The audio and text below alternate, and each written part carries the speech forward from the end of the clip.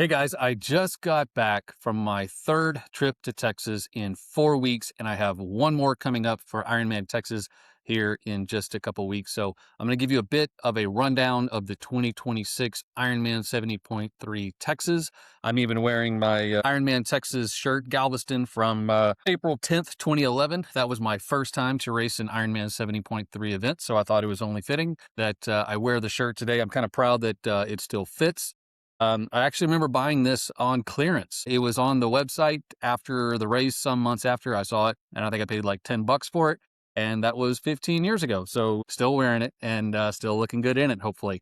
So before we get on to the race today, we're going to be talking about stress, how we quantify it, and how do we manage it. So let's get going. So first off, we're going to talk about what is stress. Well, stress is the result of stressors, whether they are good or bad, and they all take a toll on the body. The body has a finite capacity for stress, regardless of the source. So whether it is your training, whether it is a hard day at work, a hard day with the kids, the spouse, finances, whatever it is that is stressing you, that is going to cut into your capacity for additional stress. So all that plays into our readiness, our availability to take on additional training stress, our ability to make adaptations from those. So training stress will have physical and non-physical consequences. So this is going to be things like soreness, tiredness. You're going to have hormonal changes, physiological changes as well. So both the physical and non-physical are going to be going into this. So first thing we're going to do is talk about training stress. So in order to achieve specific adaptations, we apply specific stresses to our body. So for example, this may be a desire to increase our endurance, our stamina. So we do long bike sessions, long run sessions.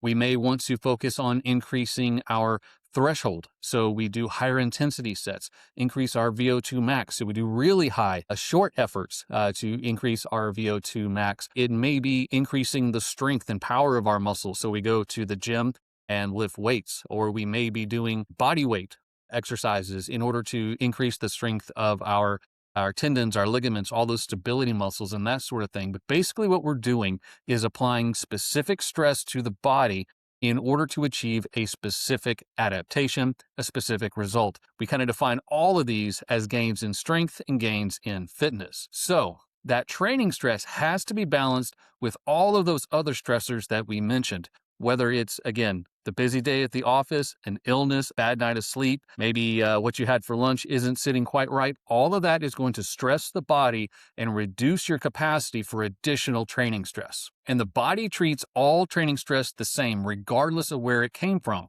So whether it is training stress from a training session or that hard day at the office, the hard day around the house, whatever it is, your body perceives and treats that stress the same. So this is why it all gets clumped into the same basket and has to all be managed as a whole issue. If the body's capacity for stress is exceeded, this is where bad things begin to happen. So this is where we have a much higher risk of injury. This is where we run into burnout, illness, adrenal fatigue, and then even things like depression that are not actually physical, but more of a non-physical implication of exceeding that training stress capacity. So now to the other side of the coin, which is recovery. So we must offset that training stress with recovery in order for us to realize the desired adaptation. So we're doing the work, we're creating the stress, then we have to provide for and allow for recovery so that our body can realize those adaptations, gain our strength, gain endurance, again, whatever it is that we were stressing the body for, we have to allow it to recover from that before we reap the benefits of it. So training adaptations typically take somewhere in the neighborhood of 10 to 14 days to be realized. Basically what that means is the training that we do today is not going to benefit us until the next 10 to 14 days.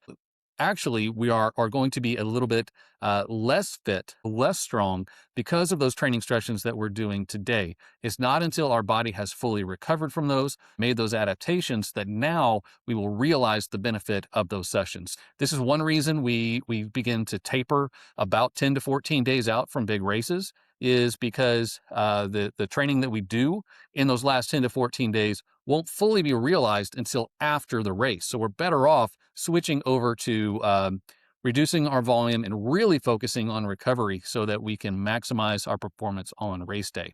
This is kind of like fueling.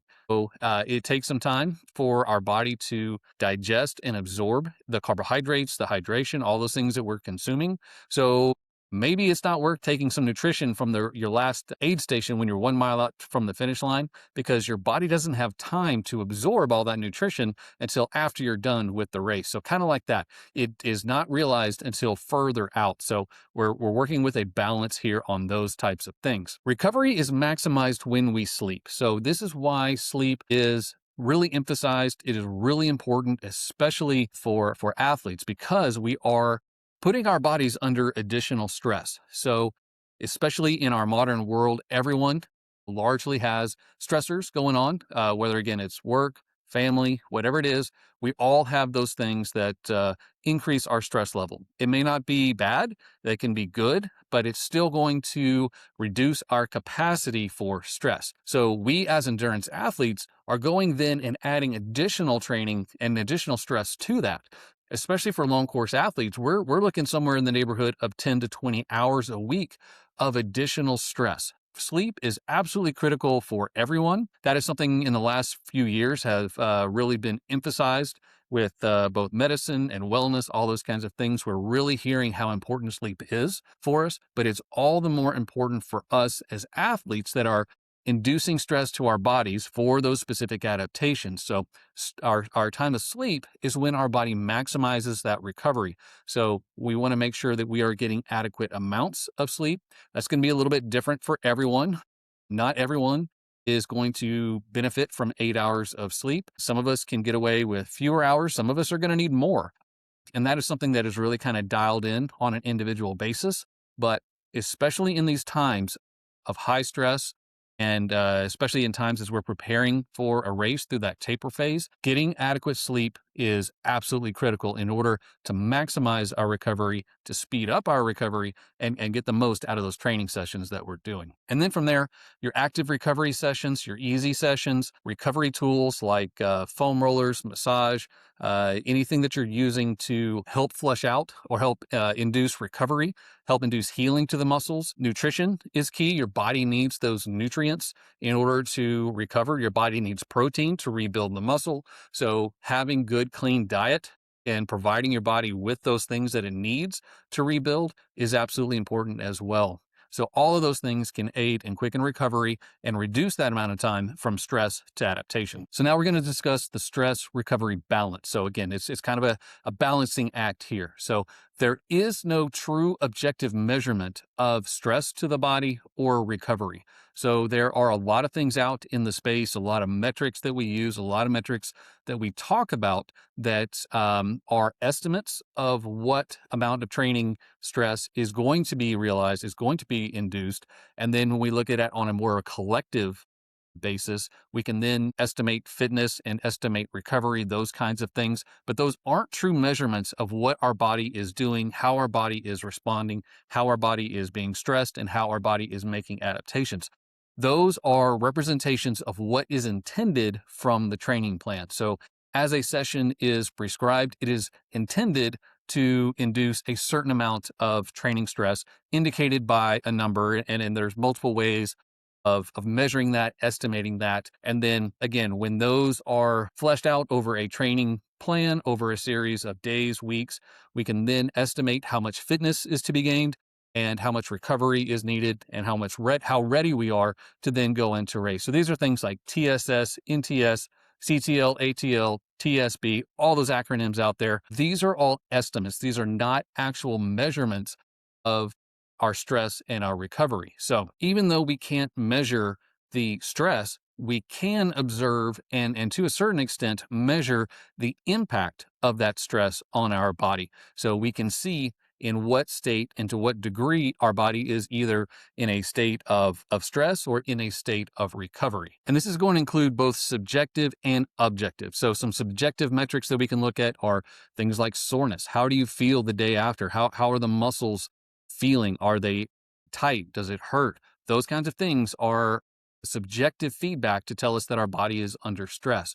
Also, things like fatigue. How tired are you? Are you more tired than normal? Do you have a lack of drive? Do you not want to go out and do those training sessions that usually you're excited for? All those kinds of things can be indicative that our body is stressed and not ready for additional stress from those training sessions.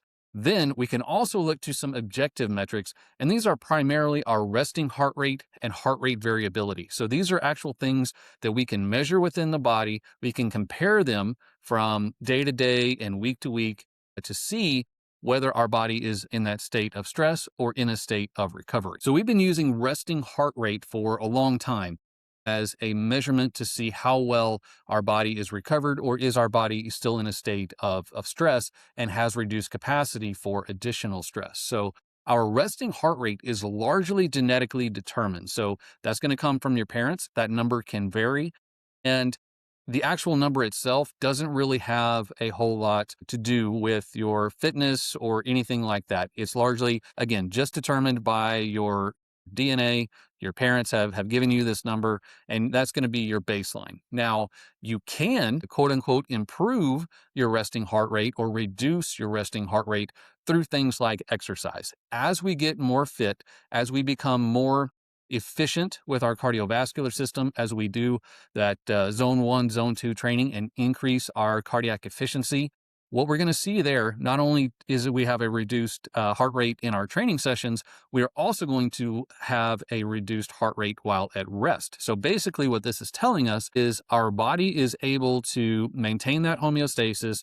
It is able to make recovery from the training stress that we apply without having to work as hard. So that is a good thing. We can also increase our resting heart rate through things like cardiovascular disease. So as your heart becomes less efficient, it's going to have a higher resting heart rate because it's having to work harder to meet the needs of the body, even at rest. So we're going to want to measure our resting heart rate overnight. So when we look at it on an overnight basis, this is going to be free from any external stresses, whether it be something you're looking at on your phone, something on the TV, something you're eating. So things like drinking caffeine can actually influence your resting heart rate. When we look at it on an overnight basis, and then we just develop trends night from night, week to week, month to month, that is how we're best able to compare our resting heart rate. Now, we've got a lot of really cool gadgets and wearables now that are able to determine our resting heart rate.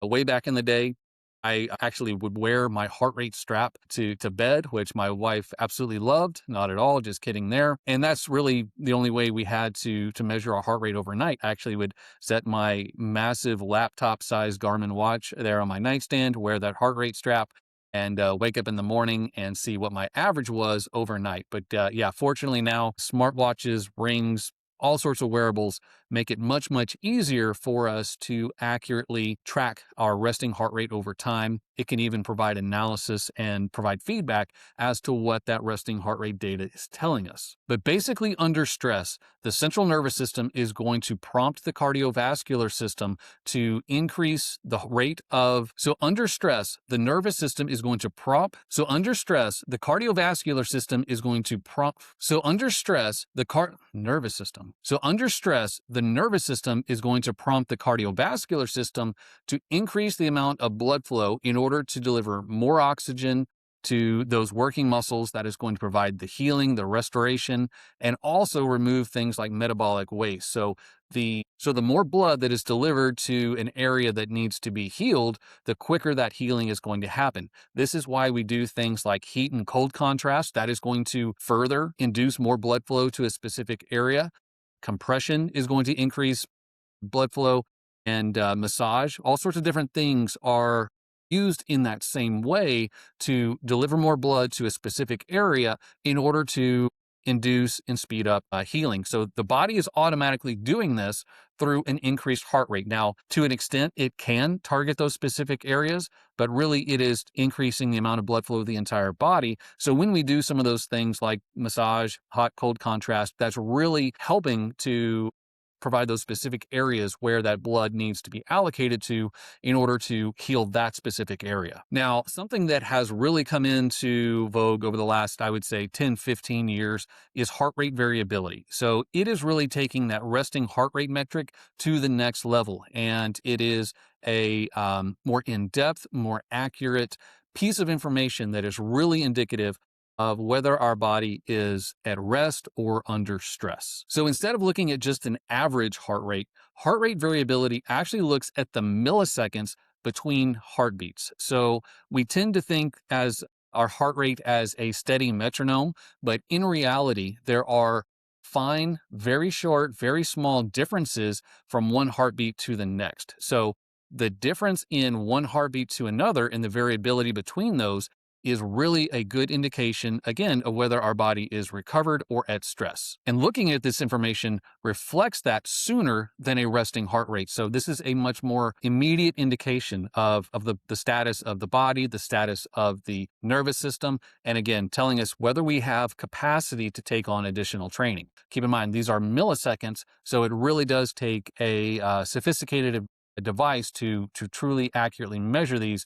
So this is not just like putting your fingers on your neck and taking your pulse. This is actually requiring the technology that we have now, again, in those wearables to more accurately measure this heart rate variability. So that we do with all of this information, all of this objective feedback, all of this subjective feedback when it comes time to plan and execute our training. So what we have to do here is consider all of these different sources of stress and consider how they are impacting our body. Basically, do we have money in the bank to spend? Does our body have that additional capacity for training stress? Or are we at a really low balance and can't afford to go out and do any shopping right now, and we need to wait until payday? That's kind of how we work with the stress and recovery. If our body has reached its finite capacity for stress, whether, again, regardless of whether that stress is coming from, our capacity for additional stress is very limited in that case, and we don't want to overdraw it or send it into a state of excess stress and under recovery, overtraining. So we need to consider all of those other stressors when looking and planning our actual daily training. So your training plan is a guide. I've often used the reference of a speed limit sign. So a speed limit sign assumes perfect conditions, a light amount of traffic, nice sunny day with plenty of visibility. But if the traffic increases, it starts to pour down rain, it gets real foggy where you have limited visibility, you're not going to want to do that same speed limit as if you were on that road in clear conditions. So just because it says speed limit 55, that doesn't mean it's safe or smart to still drive 55 miles an hour in that scenario. Our training plan is the same way. So if it says to do a particular session today, however, you know your body is not ready for that or doesn't have capacity for that training stress, you need to make modifications to that. And remember, we are not slaves. We are not subject to that training plan. It is simply a very good suggestion for the day, but subject to however our body is responding. So poor sleep, that work and family stress, oncoming illness or recovering from illnesses, these are all common reasons why we may need to make modifications to our prescribed training plan. So if you find yourself in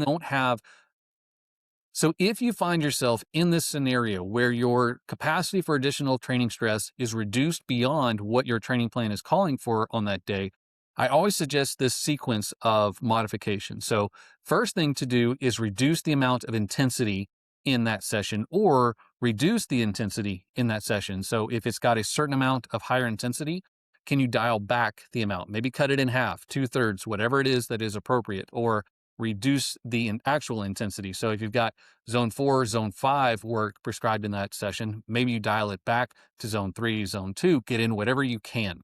From there, reduce the duration. So if you've got a long session, maybe it's a 4-hour bike ride because you've got a big event coming up. Maybe instead of getting in the 4 hours, you get in 3 or 2 or 1. Whatever you get in needs to be appropriate, but it's oftentimes better than nothing, assuming you have capacity for whatever it is that you are doing. Next, you can modify the session. So instead of a run, maybe it's just getting on the bike and doing an easy ride or something like a swim or yoga or Pilates or something that is going to be less stressful, that is going to fit within your budget of what you have, fit the budget of how much is left in the bank. And then if all else fails, take the day off and prioritize recovery. So this may be getting in a nap, going to get a massage, reading a book, spending time with family, spending time with friends, all those things that make us feel better and reduce our overall stress. So some key takeaways from this is we have a finite capacity for stress. whether it be from the training that we do, our lifestyle, our illnesses, anything like that is going to reduce the amount of capacity we have for additional training stress. So these are the things we need to take into consideration when planning and executing our sessions from day to day. What we want to ensure is whatever it is that is on that training plan, you have capacity for that. That session is going to help you produce that adaptation that you're going for, and not going to have you overtrained and increase your risk of injury, burnout, all those kinds of things. So we're going to rely on things like resting heart rate and heart rate variability, in addition to those subjective things like our soreness, fatigue, all those kinds of things, to tell us how well we are recovering and what is that capacity for additional training, so that we can train consistently and maximize our gains for race day. All right, so on to Ironman 70.3 Texas. This is the second 70.3 in Texas in 3 weeks. So a lot going on here. There are a lot of folks that were taking on both events, and we still have Ironman Texas in just 3 weeks coming up. So there's lots of opportunities to achieve that Texas two-step of doing 2 races within the same year, and lots of opportunities to test and refine racing before Ironman Texas for those that are doing that. So as I mentioned, I have been attending and racing this event since 2011, so the past 15 years. I think I've only missed maybe 1 or 2 of the events in those years, but I think I've only done the race 4 times. So I've actually been on site and attended the race far more than I've participated in it. This race was in my backyard. So as I mentioned, I moved late last summer, so I'm no longer in this area, but I largely spent my entire life just down the road from Galveston. I lived in Galveston County for the majority of my life, not actually on Galveston Island, but Galveston County, which includes the island and the area just north of it. So very familiar with this area, grew up going to Galveston. I love to go to Galveston for the seafood, the history, the architecture, not so much the beach, but it's a great place. And I will say this is probably one of the coolest venues on the Ironman circuit. In fact, offhand, I can't think of a place that is better for families and that sort of thing for a race to take place. So the race centers around I guess I'll call it a theme park called Moody Gardens. Moody is a family that has been in Galveston for well over 100 years. It is a very historic, wealthy family. Actually, one of my first jobs in banking was working for Moody Bank that was headquartered kind of just down the road. So same Moody family. Moody family actually donated Moody Gardens to the city several years ago. So they are quite philanthropic, and we all reap the benefit of having this as public. So Moody Gardens was opened in the early 90s, so I was in junior high at the time, and we went a whole lot. It was right around the time that Jurassic Park came out, and it definitely had kind of that Jurassic Park vibes. There is an aquarium there. There is a rainforest with all sorts of plants and animals that you would see in the rainforest, even a pond full of piranhas. There's an IMAX theater and a water park, all sorts of different things there. So it's a really cool venue to hang out at. It's great for families. There is a really nice hotel that is right there. So a lot of the athletes that are participating in this event are able to stay right there, walk out the front door of the hotel, and basically be in transition on race morning. The families can go back to the hotel while their athlete is out on the bike. And it's just really convenient, really nice. Hobby Airport is about 30 minutes up the road. That is a very easy in and out airport. Bush is on the other side of Houston. Not as close, not as easy. That one's better for Ironman Texas, but it is super accessible with lots of stuff to do in the days leading into the race. Great for families that are attending, and it's a great spectator venue as well. So the swim is located in a body of water called Ofat's Bayou. Now, basically, Galveston Island is a sandbar there in the Gulf of Mexico, and it is relatively close to the mainland. And this Ofat's Bayou is basically a bay that sits between the island and the mainland. So it is largely protected. We don't see the waves like we do on the other side of the island that is actually facing the Gulf, much more protected. It is quite salty because it is the same water that is in the Gulf. Again, Galveston Island is just a little barrier reef there in the Gulf. So the water is very salty. A lot of times that is a bit of a surprise to people, but that salt water is going to be more buoyant. Historically, this race is wetsuit legal, but not super cold. I believe the official temperature for this past weekend was like 72 degrees. I actually went out and swam the day before the race, and I didn't wear a wetsuit and I was totally comfortable.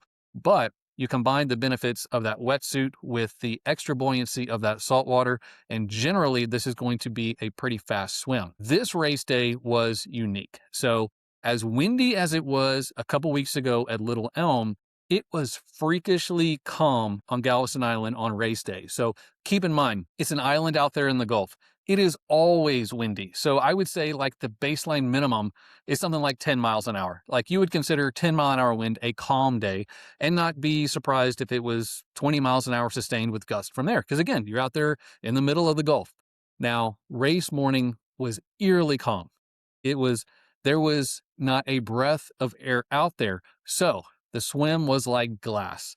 So it was a great opportunity to have a fast swim, not have to run into those issues with breathing and sighting that sometimes when the wind kicks up and produces chop on the water that can complicate these open water swims. No excuses there. So this should have been a record-setting swim out there for this race. And a cool little fun fact is the swim exit is right by a paddle boat known as the Colonel. Unfortunately, this race is no longer around, but there used to be an event that was an Alcatraz qualifier just north of Galveston Island up in Galveston Bay that the boat would take everyone a mile offshore, have everybody jump off, swim in, and that was an Olympic distance race. So it was that 1,500-meter swim. So we're still incorporating the Colonel paddle boat just a little bit into the swim, but unfortunately that race is no longer around. Transition is in a huge parking lot. Again, this is a very large kind of theme park. Lots and lots of parking. They host huge events all the time. So basically Ironman takes over an entire large parking lot, and that's where transition is. So it's right there, very convenient to the swim exit, as well as all the other ins and outs that are needed. For better or for worse, the bike is about as plain and simple as it comes. Basically, you head out of the Moody Gardens complex. At that point, you're maybe a half mile from the seawall, which is the other side of the island. That is the Gulf side, Gulf facing side. Basically, you meander a little bit, maybe over the first 3 miles or so out to the road that extends the entire length of the island, and then you don't turn again until you're at the U-turn point. So this is effectively a 28-mile point-to-point with a U-turn in between. So once you hit that main street that you're on, you're going to have probably about 25 miles of just straight, for better or for worse. So in these conditions we had over the past weekend, it was kind of not an issue. But generally what we have are some pretty strong winds. Most times what we can expect is a tailwind out and then a pretty hard headwind back in. It is not uncommon, not impossible to actually reach that 28-mile turnaround point in a little bit over an hour, so 25 miles an hour plus. And you can spend most of the time just sitting up, not even necessarily in the aero position because that wind is pushing you.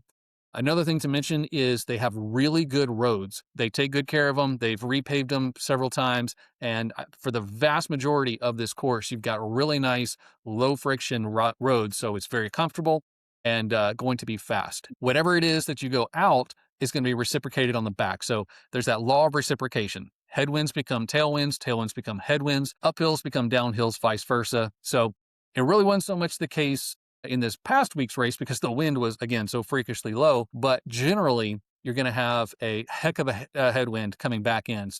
What feels like a very short 28 miles out becomes a very long 28 miles back into transition. But there are some neat things along the way. It starts in a relatively densely populated touristy area, lots of hotels, condos, all those kinds of things. And the further you get out, the more kind of rural it gets. You got into some cattle land, that sort of thing. And then eventually you reach the western edge of the island.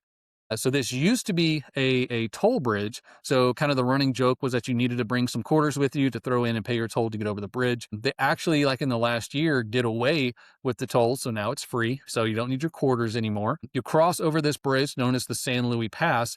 And this bridge is about a mile long, and this has your only elevation on the entire course. This course is literally pancake flat. It doesn't get any flatter than this, except for one little section of this bridge where there is an arch effectively to allow taller boats to fit underneath it. So I'll say it is kind of steep, but it's pretty short. You're going to get literally 90% of your elevation gain within this very short span of going over that bridge. But you go over it twice, so you're going to get double the elevation there. Once you're back onto the mainland, there's nothing out there. So this is very remote. It is actually some really pretty Texas coastal environment.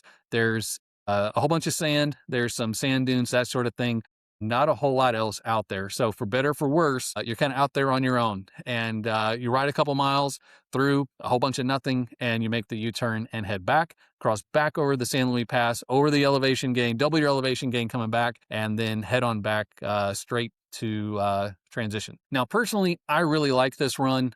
Some folks don't, and I know why. So this is a 3-loop run, which I like loop runs, but this run hardly leaves the campus of this theme park. There's only one little stretch that kind of goes out onto the main road. It's an out and back, and it probably totals less than half a mile or so. So the vast majority of this run course is effectively running kind of around parking lots, running around some buildings. So that makes this a very spectator friendly. There's hardly any section of this course that isn't packed with people, so there's always a lot of engagement going on, but there are a whole lot of twists and turns. So if you don't like turns, you're not going to like this course because there are a whole lot of turns out there.